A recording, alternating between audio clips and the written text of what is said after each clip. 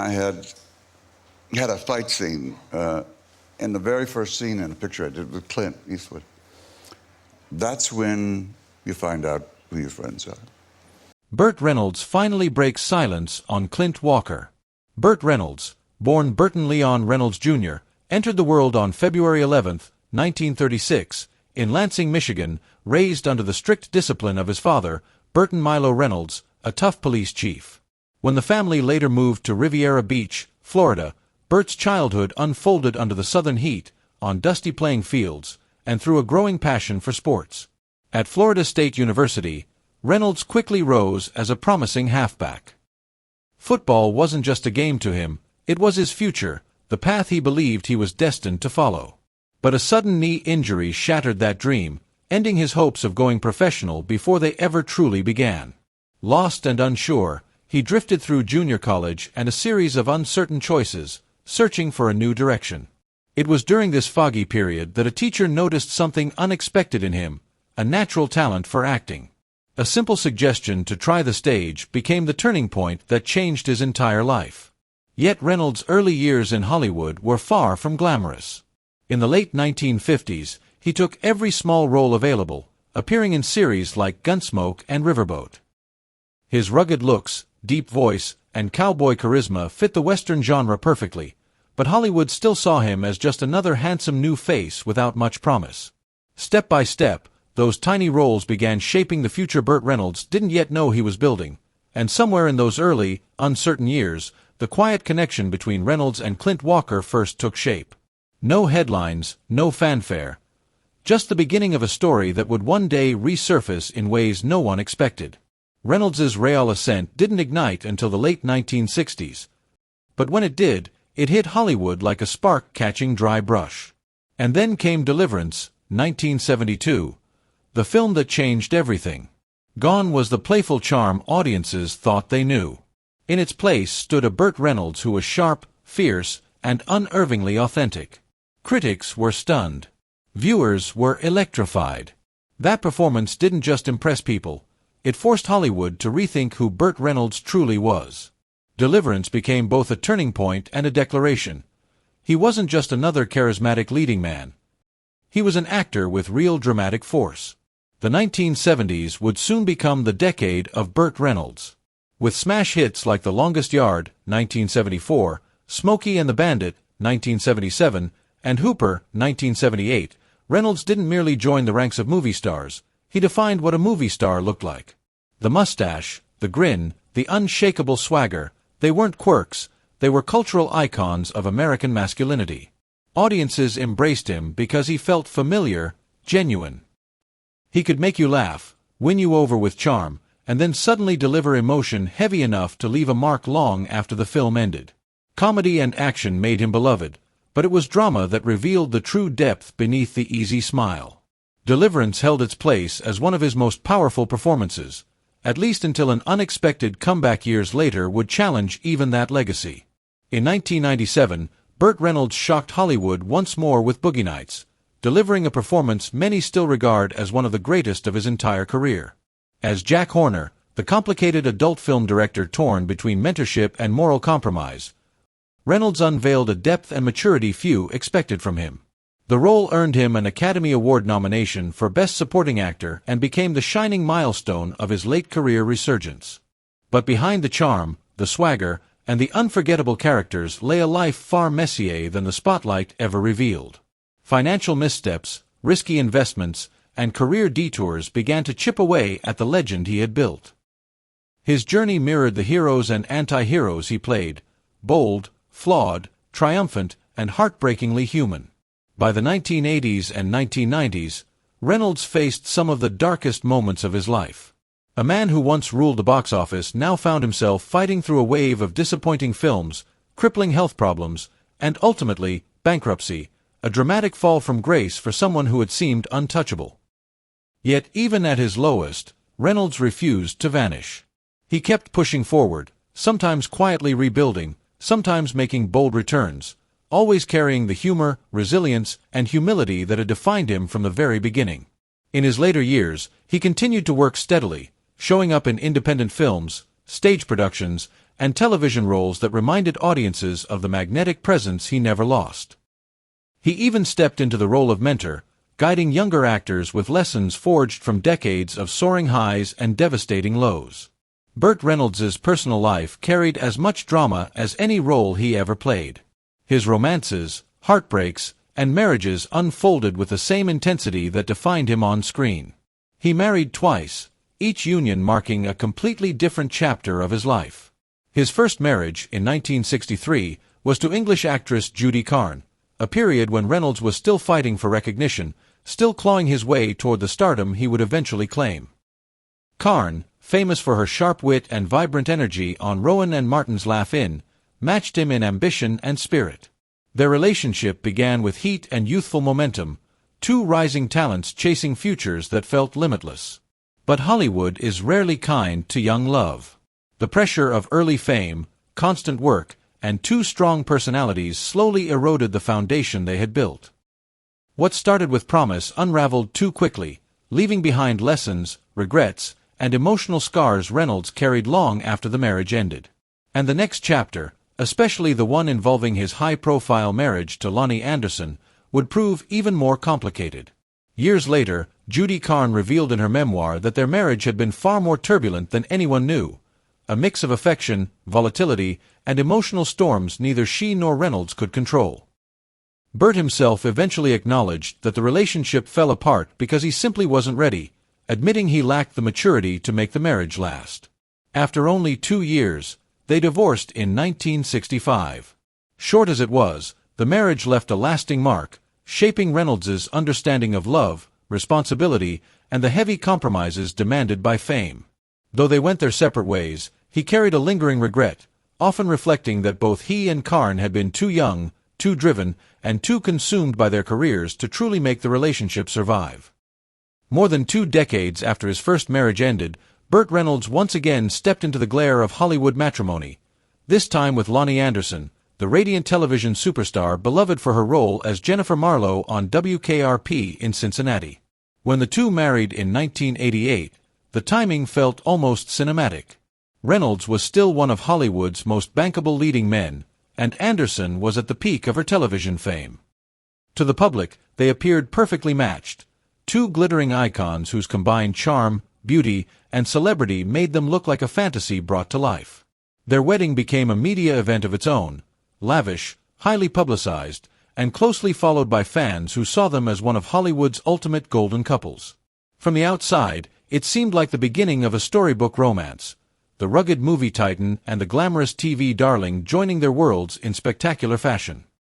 Yet, as Hollywood so often proves, fairy tales tend to shatter the moment the spotlight moves away. Beneath the red carpet glamour and flawless photos, the Reynolds-Anderson marriage was far more fragile than anyone realized. Behind closed doors, their relationship struggled under the weight of conflicting personalities, demanding work commitments, and the relentless strain of sustaining 2 careers built in the public eye. Soon, quiet tension turned into loud rumors, stories of financial disputes, professional rivalry, and whispers of infidelity on both sides. What once looked like a Hollywood dream slowly transformed into a private battlefield, hidden behind carefully practiced smiles and the flash of cameras. By the early 1990s, the fractures in Burt Reynolds and Loni Anderson's marriage had grown far too deep to mend. In 1994, everything finally imploded in a bitter, headline-dominating divorce that became one of Hollywood's loudest breakups. What followed was a whirlwind of interviews, public accusations, and emotional fireworks. Both stars criticized each other openly, turning their private pain into national spectacle. Reynolds later admitted that the ordeal was one of the most excruciating periods of his life, emotionally devastating and financially ruinous. He accused Anderson of caring more about fame and money than love, while she fired back with allegations of infidelity and mistreatment, claims Reynolds fiercely rejected. Yet even in the middle of that chaos, a softer truth remained: their shared love for their son, Quentin. He was the one part of their relationship untouched by bitterness, the quiet reminder of what they had once hoped to build together. As years passed and emotions settled, both Reynolds and Anderson eventually expressed regret about how publicly and painfully their marriage had unraveled. In his later years, Reynolds often reflected on that chapter with a complicated mix of hurt and nostalgia. He admitted the marriage had brought him deep sorrow, but he also maintained that he had genuinely loved Anderson. Despite the tabloid wars, the heartbreak, and the accusations, a part of him always wished their story could have ended differently. And while his personal life roared with drama, fans of classic westerns and old-school action films continued to make an irresistible comparison, linking two of Hollywood's most iconic tough guy legends, Burt Reynolds and Clint Walker. To many, the two men seemed carved from the same mythic mold, towering figures with striking looks, unshakable confidence, and the kind of rugged charm that made audiences believe they could tame a wild horse, knock out a bar full of outlaws, and still flash a smile that melted hearts. For decades, their careers moved side by side, sometimes crossing, sometimes drifting parallel, stretching from the 1950s into the 1970s. Yet despite the comparisons, Burt Reynolds rarely spoke openly about what he truly felt about Clint Walker. His long silence only deepened the mystery. Was there rivalry? Quiet admiration? Hidden tension? Fans argued endlessly, until, in one of the final in-depth interviews of his life, Reynolds finally lifted the curtain. For the first time, he revealed the complex mix of friendship, competitiveness, and sincere respect that shaped his connection to Walker. His recollections were unexpectedly warm, colored with clarity and nostalgia. In those early years, Reynolds said, Clint Walker already felt like a legend. To guys like me, he was out of reach. I was just trying to get through auditions, and there was Clint, this mountain of a man with a voice like rolling thunder. He described watching Cheyenne long before he earned fame of his own, admitting that seeing Walker dominate the small screen in the late 50s left a powerful impression on him. While Reynolds scraped together whatever minor roles he could find, Clint Walker stood tall as one of Warner Brothers' biggest and most commanding television stars. 6'6", built like a brick wall. Every studio wanted him, Reynolds added with a slow, knowing grin. Beneath those words lived a clear blend of admiration and the faint, honest envy of a young actor struggling to rise. It was the start of something deeper than a Hollywood comparison. It was the birth of a silent rivalry, and a lasting respect that would follow both men for the rest of their careers. Reynolds didn't shy away from the truth when he revisited those early years. Honestly, he admitted, I was a little jealous. Clint had everything young actors like me were chasing: real strength, real dignity, and that quiet confidence you can't manufacture.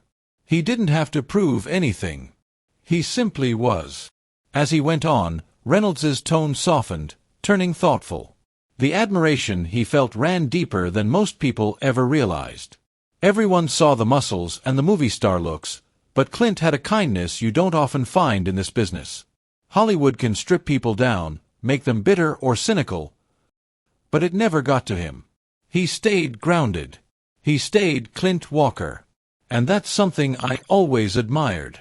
Reynolds, known for his own clashes with studio executives and his sharp, restless energy, recognized a familiar fire in Walker. We both hated being pushed around, he said. But Clint had this calm I never mastered.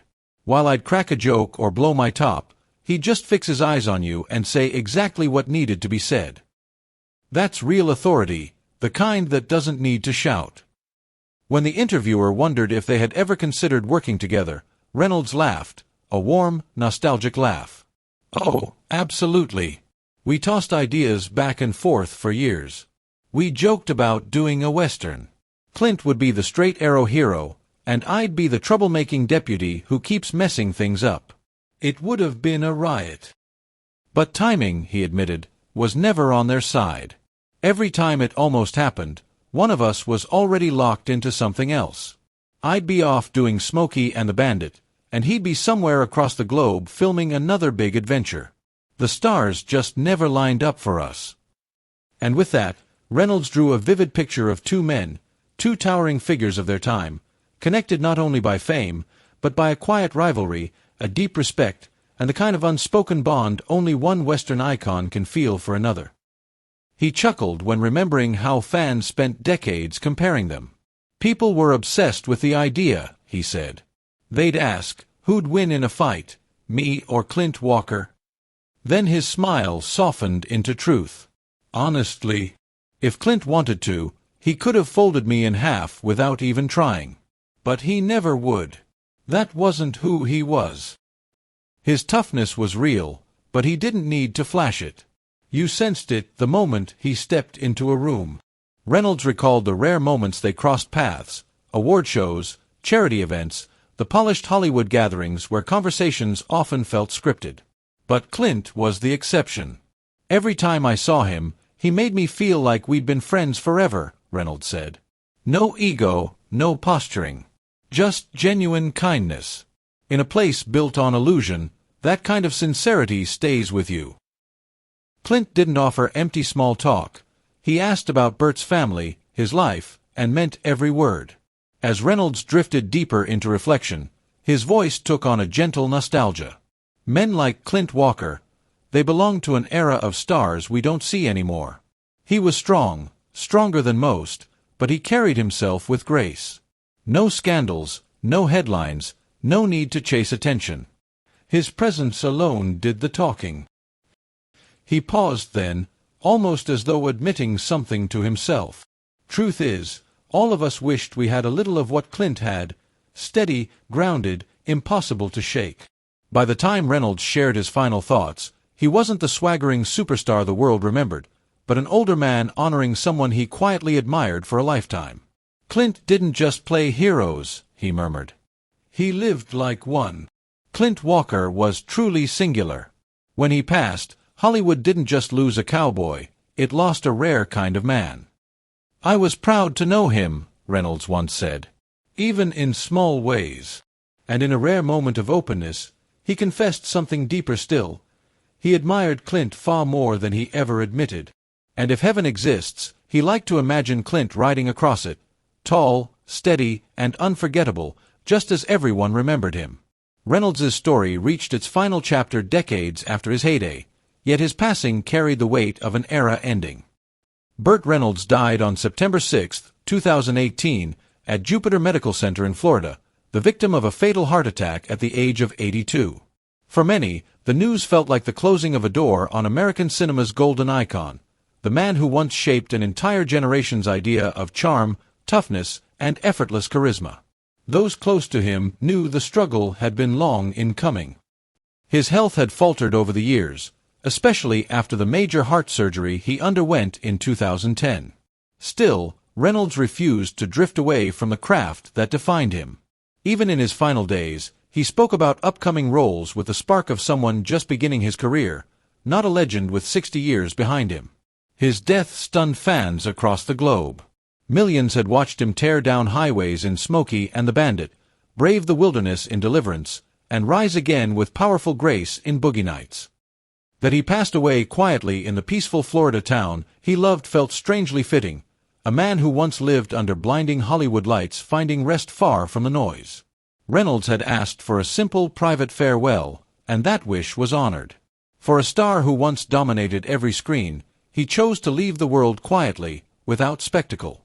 It suited him, a final gesture of humility from a man who spent his later years seeking calm instead of attention. In the days that followed, it was his ex-wife, Loni Anderson, and their adopted son, Quentin, who stepped forward to arrange the memorial. Their marriage had once fueled a tidal wave of publicity, scandal, and heartbreak, a relationship dissected by tabloids throughout the 80s and early 90s. But time softened the turmoil. By the end, what remained between them was not resentment, but a quieter understanding shaped by shared years and shared love for their son. Anderson made sure the service reflected Burt's true spirit, intimate, warm, stripped of Hollywood excess. And on September 20, 2018, in a modest funeral home in North Palm Beach, a small circle of loved ones gathered to honor him. Stories filled the room, some tearful, others bursting with laughter. Friends recalled his generosity, that unmistakable humor, and the fierce loyalty he gave to those he trusted. Even in remembrance, Burt managed to light up the room one last time. Quentin, who had always lived away from the glare of fame, spoke softly about the father he knew. Not the superstar, not the icon, just a man who tried his best, who listened, who cared. To him, Burt Reynolds wasn't a legend. He was simply Dad. Loni Anderson, composed despite her emotion, stood with quiet strength. She wasn't there to revisit arguments or tabloid wars. She was there to honor the truth of their bond. And on that day, every wound, every headline, every painful memory melted away. What remained was gratitude, for their years together, for the son they raised, and for the chance to finally say goodbye with grace and peace.